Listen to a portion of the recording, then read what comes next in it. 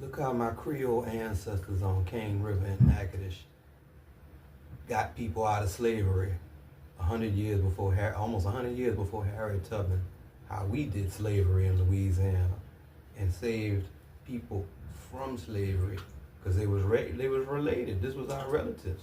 This was our people. We freed Indian and black slaves. But check this out. I even think they had Irish slaves back then. But interesting. Meantime, my Creole people kept to themselves on Cane River. The oldest son, Augustin, led the Matoyers de Couleur to a section of Cane River called Albrevel. One by one, each brother followed, and tract by tract, grant by grant, and purchase by purchase, more and more lands came under their collective control. The Creole spirit flourished. Our white Creole neighbors called us the famille extraordinaire, one extraordinary family. They began to intermarry with other Creole families from other communities. As these Creole families grew and prospered, they became the threadwork of a way of life, the patchwork of a culture. They became a people, the Cane River Creole people. But we found ourselves encountering more and more Anglo-Americans and Anglo attitudes. The Americans started tripping. The French was fine.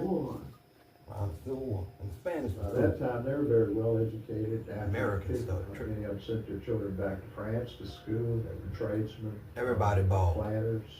Because we was all writers and artists. Distant relatives. Very, very polished population people.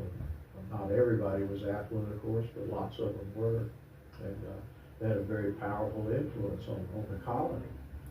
As they are being consumed in an American system, still got property out there today. Change occurs in their everyday life that affects everyone. The Americans came in with the idea that people are either white or black.